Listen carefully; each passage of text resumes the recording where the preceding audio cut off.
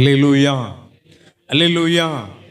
கர்த்தருடைய நாம மகிமைப்படுவதாக. இந்த நல்ல நேரத்திலும் இந்த நாளின் செய்திக்கான ஆதாரமாக நாம் வாசிக்க கேட்ட வேத பகுதி 1 தீமோத்தேயு 6வது அதிகாரம், அதனுடைய 11, 12 வசனங்களை நான் வாசிக்கிறேன். நீங்கள் எடுத்துக்கொள்ளுங்கள்.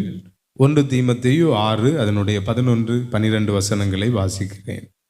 நீயோ தேவனுடைய மனுஷனே, இவைகளை விட்டு ஓடி நீதியையும் தேவ பக்தியையும் விசுவாசத்தையும் அன்பையும் பொறுமையையும் சாந்த குணத்தையும் அடையும்படி நாடு.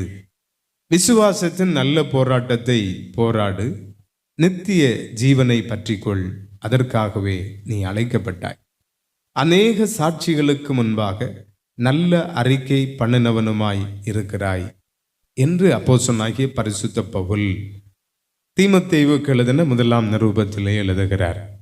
அருமையான தேவனுடைய பிள்ளைகளே, இந்த உலகத்திலே பலவிதமான இன்பங்களை அனுபவிக்க அதிகாரம் மனுக்குலத்திற்கு கொடுக்கப்பட்டிருக்கிறது. ஆனால் அதே காலநிலையிலே கர்த்தராகிய இயேசு கிறிஸ்து உள்ளானவர்கள் அவ்விதமான இன்பங்களுக்கு நிகராக நிலைநிற்கிறதற்கு அனுமதிக்கப்படுவது இல்லை. இதை நாம் நிச்சயித்துக் கொள்ள வேண்டும். இந்த உலகம் பலவிதமான பொல்லாத மாயைகளினால் நிரம்பி இருக்கும் போது உலகத்தோடு செல்லுவதற்கு மாம்சத்தில் பிறந்த மனிதனுக்கு ஆசை உண்டு. ஆனால் கர்த்தருக்குள் பிறந்த மனிதனுக்கு இந்த ஆசை என்பது அடக்கப்பட வேண்டும் என்கிற கட்டளை உண்டு. பிரியமானவர்களே, ஆனபடியினாலே நம்முடைய வாழ்க்கையின் சாரத்தில் எல்லாம் நமக்கு தகுதியாய் இராது என்பதை நாம் நினைவு கூறுவதற்கு நாம் தேவ சமூகத்தில் அழைக்கப்படுகிறோம். சிறப்பாக 2 கருத்துவமைகளை நான் கர்த்தருடைய சமூகத்திலே உங்களுக்கு சொல்லுகிறேன். ஆண்டவராகிய இயேசு கிறிஸ்துவை ஏற்றுக்கொண்டவர்கள், ஏற்றுக்கொள்ளாதவர்கள் என்று சொல்லுகிற 2 பின்னணியங்களிலே ஏற்றுக்கொள்ளாதவர்களுக்கு ஏற்றுக்கொள்ளப்பட வேண்டும் என்கிற சத்தியம் அறிவிக்கப்பட வேண்டும் என்கிற ஒரு கட்டாய கட்டளை கர்த்தரிடத்தில் உண்டு. ஆண்டவராகிய இயேசு கிறிஸ்துவை ஏற்றுக்கொண்டவர்களுக்கு அவருடைய பாதையிலே நடப்பதற்கான திவ்யமான கட்டளைகள் பரிசுத்த வேதத்தில் உண்டு. இந்த 2ஐயும் நாம் நினைவு கூற வேண்டும். இந்த 2 நிலைகளிலே இந்த பகுதியை சிந்திப்பது நலமாயிருக்கும் என்று நான் கருதுகிறேன். முதலாவது, அப்போஸ்தலனாகிய பரிசுத்த பவுல் இந்த அருமையான வசனத்தின் 11வது வசனத்தின் ஆரம்பத்திலே அவர் ஒரு வார்த்தை கூறுகிறார். நீயோ தேவனுடைய மனுஷனே.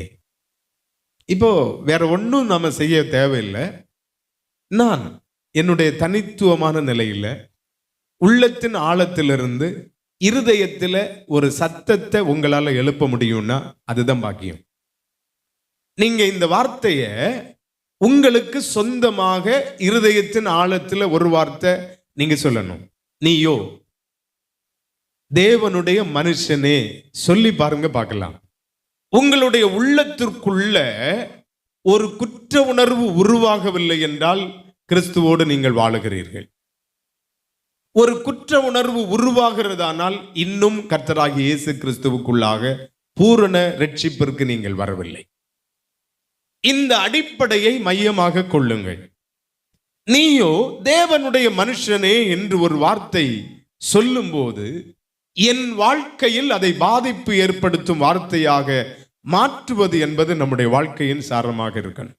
இன்னைக்கு கிறிஸ்தவ உலகம் சென்று கொண்டிருக்கிற பாதையின் சாராம்சம் என்பது அநேக ஊக்கப்படுத்துகிற மனிதர்கள் எழும்பி நிற்கின்ற ஒரு சூழ்நிலைக்குள்ளாய் வந்துட்டு, ஏன் அவர்களை எந்த விதத்திலும் தாழ்வுக்குள்ளாக விட்டுவிடக் கூடாது, அவர்களை ஊக்கப்படுத்த வேண்டும் என்கிறார்கள். உண்மை.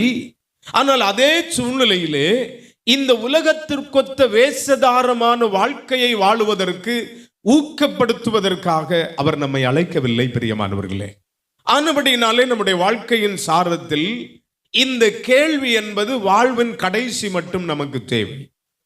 கடைசி மூச்சு பரியந்தம் நம்முடைய வாழ்க்கையிலே ஒவ்வொரு நாளும் முழங்காற்படியிடும் போது நான் தேவனுடைய மனுஷனா என்கிற கேள்வி எழும்ப வேண்டும். பிரியமானவர்களே, அந்த கேள்வி எழும்பும் போது நம்முடைய வாழ்வாதாரத்தை கிறிஸ்துவோடு ஒத்து பார்க்கின்ற அனுபவம் நமக்குள்ளே வந்துவிடும். நான் கர்த்தருக்கு பிரியமாய் வாழ்கின்றேனா? என்னுடைய வாழ்க்கையின் சாரத்தில் ஆண்டவராகிய இயேசு கிறிஸ்துவின் இரத்தத்தினால் மீட்கப்பட்ட அந்த மீட்பிற்கு உரியவனாக என் வாழ்க்கை இருக்கிறதா? இந்த நிச்சயத்திற்குள்ளாக நம்முடைய வாழ்க்கை உருவாக்கப்பட வேண்டும். பிரியமானவர்களே, அருமையான அப்போஸ்தலனாகிய பரிசுத்த பவுல் தன்னுடைய வாழ்க்கையின் சாரத்தில் யார் யாரை அவர் அணுகக்கூடிய சூழ்நிலை வந்ததோ அவர்கள் அனைவரையும் இந்த நிலைமைக்கு நேராக உருவாக்கினார் என்பதை அவர் எழுதியிருக்கிற கடிதங்களை நாம் ஆழ்ந்து தியானிக்கும் போது அறிந்து கொள்ள முடியும்.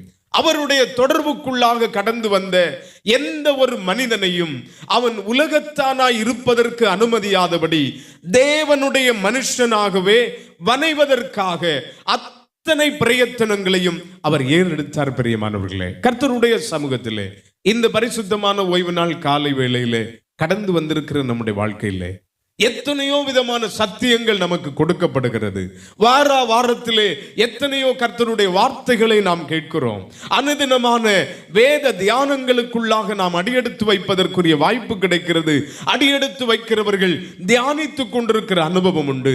ஆனால் நம்முடைய வாழ்க்கையில் நான் தேவனுடைய பிள்ளைங்கிற ஸ்தானத்தில் என்னை நிதானிப்பதற்கு என்னுடைய வாழ்க்கை தகுதியானதா? இதை நாம சிந்திக்கணும். இந்த சிந்தனைக்குள்ள தயவு செய்து நான் ஒருவரையும் குற்றப்படுத்தவில்லை. நான் கேட்கிறேன், கர்த்தருடைய ஆலயத்திற்குள் அடியெடுத்து வைத்து வந்து தேவனுக்கு மகிமை சேர்க்கிற வாழ்க்கையை சுதந்திரிக்க வேண்டிய நம்மிடத்திலே உலகம் ஒட்டி கொண்டிருக்கிறதா? மாமிசம் தவறான கிரியைகளுக்குள்ளாய் தள்ளப்பட்டு நிற்கிறதா?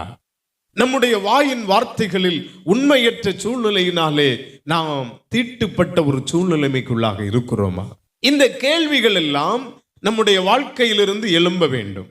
நான் திரும்ப திரும்ப சொல்லுவேன், ஆண்டவராகிய இயேசு கிறிஸ்துவுக்குள்ளாய் இதை சிந்திக்கணும். நானும் அப்பாவும் நானும் இந்த உறவு தான். இந்த உறவுக்குள்ளாக இவைகள் சிந்திக்கப்படுமானால் ஒரு தெளிவான வாழ்க்கைக்குள்ளாக நாம் மாற முடியும். பிரியமானவர்களே, அந்த உயர்ந்த அனுபவத்தோடு தேவனுடைய மனுஷனே என்கிறார். இந்த நிலைமையில நாம உருவாக்கப்படணும். ஒருவேளை இன்னும் இந்த உலக பிரகாரமான நிலைகளிலே ஓடிக்கொண்டிருக்கிற வாழ்க்கை இவ்விடத்தில் இருக்கிற யாருக்காகலும் அல்லது இந்த சத்தத்தை கேட்கிற யாருக்காகலும் உண்டேயானால் இந்த நல்ல நாளிலே நீங்கள் தீர்மானிக்க வேண்டும், கர்த்தராகிய இயேசு கிறிஸ்து கல்வாரி சிலுவையிலே சிந்தின இரத்தம் என் பாவமறை என்னை கழுவுவதற்காக, அவர் ஜீவனை கொடுத்தது நான் நீதிமானாய் மாறுவதற்காக, அவர் உயிரோடு எழுந்தது நான் நித்திய ஜீவனை அடைவதற்காக.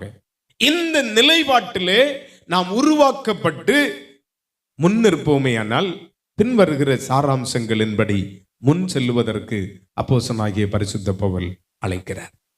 அன்பின் ஆண்டவரே, அருமையாய்விடத்திலே கூடி வந்த எங்கள் ஒவ்வொருடைய வாழ்க்கையையும் நீர் பொறுப்படுத்திக் கொள்ளும் தகப்பனே. உம்முடைய அன்பின் பிரவாகத்தினாலே இந்த பூமியிலே சிறந்த தேவனுக்கு மகிமையான வாழ்க்கையை வாழுவதற்கு எங்கள் ஒவ்வொருவருக்கும் நீர் கிருபை தாங்க ஆண்டவரே.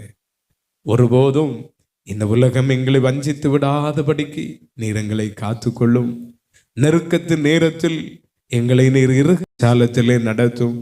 துன்பங்களின் நேரத்தில் சந்தோஷத்தை எங்கள் வாழ்க்கைக்கு தாரும் ஆண்டவரே. இழப்புகளின் தருணங்கள் வரும்போது எங்களை நீர் தேற்றும் ஆண்டவரே. இது உனக்குரியதாக இருந்ததோ என்று கேட்கிற உம்முடைய சத்தத்தின் மூலம் ஆண்டவரே, இந்த பூமியிலே ஒன்றும் கொண்டு வந்ததும் இல்லை, ஒன்று கொண்டு போவதும் இல்லை என்பது நிச்சயம் என்கிற வார்த்தையின்படி நாங்க ஒண்ணுமே கொண்டு வரலப்பா. இந்த பூமியில எந்த இழப்புகளாயினும் கர்த்தர் எங்களை நேசிக்கிறீர் என்கிற நிலைமையோடு நாங்கள் விட்டு கொடுக்க கர்த்தர் கிருபை தார். உன்னதமான தகப்பனே, அற்புதமான கிரியைகளை ஒவ்வொரு பிள்ளைகளுடைய வாழ்க்கையிலும் நீர் வெளிப்படுத்துவீராக. நன்மையானவைகளை கர்த்தர் ஊற்றித்தார். அருமையான ஐயாவுக்காக நாங்கள் நன்றி செலுத்துகிறோம். இந்த வயோதிப காலத்தில் கர்த்தர் அவர்களை நீ நடத்துகிற விதங்களுக்காக நன்றி செலுத்துகிறோம். உள்ளத்தின் ஆழத்திலே கொண்ட விசுவாசம் தகப்பனே பலன் குன்றி போகாதபடி கர்த்தர் அவர்களை வைத்திருக்கிறதற்காக நாங்கள் நன்றி செலுத்துகிறோம். சரீரத்திலே பலவீனம் இந்த உலகத்தில் நிச்சயிக்கப்பட்டது. ஆண்டவரே, ஆனால் கர்த்தராகிய இயேசு கிறிஸ்துவை விசுவாசிக்கிற விசுவாசம் கடைசி மூச்சு மட்டும் பலன் குன்றாதபடி காப்பது, பரத்திலிருந்து வருகிற ஈவு, அந்த உன்னதமான அனுபவத்தில் தொடர்ந்து அருமையானவர்களை பொறுப்பேற்று நடத்தும். அன்பு தாய், பிள்ளைகள், குடும்பங்கள் கர்த்தரால் ஆசீர்வதிக்கப்படட்டும். நல்ல தகப்பனே, தம்பி ஜெபினுக்காக நன்றியோடு துதிக்கிறோம். கர்த்தருக்குள் ஒவ்வொரு நாளும் என் தெய்வ மகிமையோடு பெருகும்படி கர்த்தர் ஆசீர்வதித்து நடத்தும்.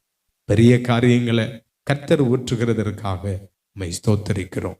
அருமையாய் இவ்விடத்திலே கர்த்தரை மகிமைப்படுத்தி ஆராதித்த அன்பு தம்பிமார், கர்த்தாவே, கர்த்தருக்காக செய்கிற இந்த காரியத்தை குறித்து ஒவ்வொரு நாளும் உம்மை ஸ்தோத்தரித்து முன் செல்லுவதற்கு தெய்வ கிருபையை தாரும். ஒரு அருமையான வாலிப தம்பியை கர்த்தர் கொண்டு வந்திருக்கிறீர். அந்த தம்பியினுடைய வாழ்க்கையில் ஒன்றும் இல்லைப்பானா, எல்லாமே நீங்க தான் சொல்றதுக்கு கடைசி மூச்சு மட்டும் அவனை பக்குவப்படுத்துங்க ஆண்டவரே. ஒன்றுமில்லா எங்களை நீர் பயன்படுத்துகிறீர் என்பதை தவிர எங்களில் ஒன்றும் இல்லை என்பதை அன்பு தம்பி ஒவ்வொரு நாளும் நினைத்து உம்முடைய பாதத்தில் தன்னை அர்ப்பணிப்பதற்கு நீர் கிருபை தாரும்.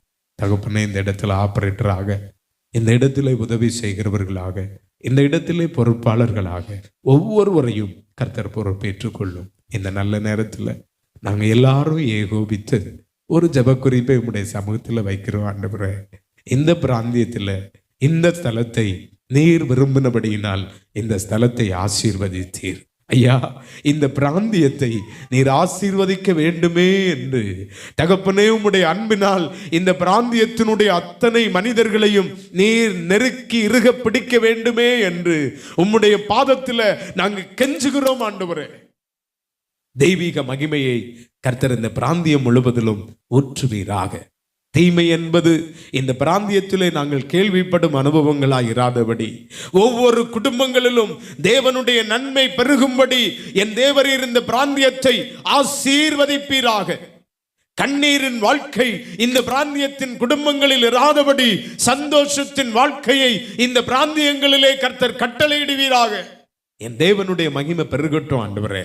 கொடிய வியாதிகளோ ஆண்டவரே, எந்த விதமான துர்மரணங்களோ இந்த பிராந்தியத்தில் இராதபடி கர்த்தர் இந்த பிராந்தியத்தை நீர் ஆசீர்வதிப்பீராக. அதற்காகவே இந்த ஸ்தலத்தை நீர் தெரிவு செய்தீர், எங்களை நீர் நிறுத்தி இருக்கிறீர். பொறுப்பேற்றுக் கொள்ளுகிறோம் ஆண்டவரே. தேவனுடைய மகிமையை ஊற்றுகிறதற்காய் நன்றி. அடிமைகள் ஒன்றுமில்லை அப்பா, உம்முடைய பாதத்தில் ஒப்பு கொடுக்கிறோம். கடைசி மூச்சு மட்டும் உம்முடைய நாம மகிமைக்காய் எங்களை காத்துக்கொள்ளும். கர்த்தராகிய இயேசு கிறிஸ்துவின் நாமத்தில் ஜெபிக்கிறோம் எங்கள் நல்ல பிதாவே, ஆமென்.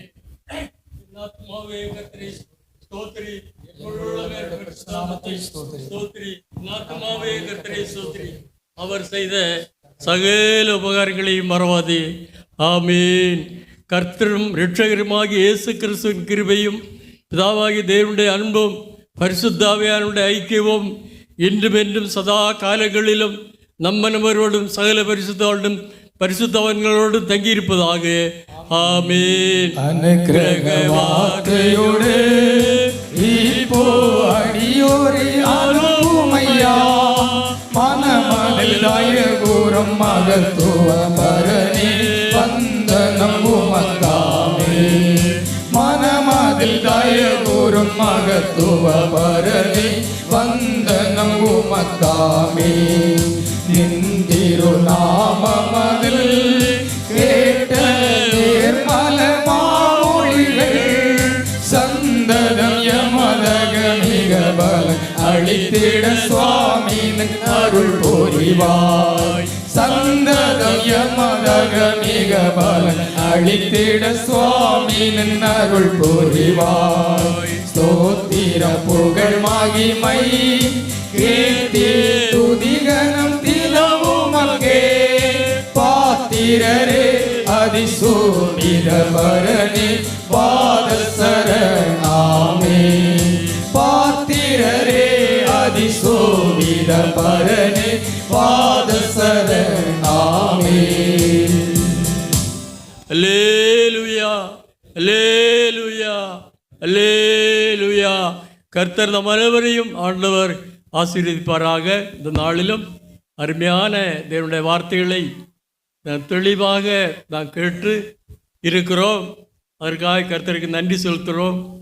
இந்த வார்த்தையின்படி நடக்க, பிழைக்க, வாழ்க்கையிலே ஆசீர்வதிக்கப்பட நாம் எல்லா தேவ பிள்ளைகளும் இந்த வார்த்தைகளை மனதில் வைத்து ஜபித்து ஆசீர்வாதங்களை பெற்றுக்கொள்வோம். கர்த்தர் நம்மோடு கூட இருப்பாராக.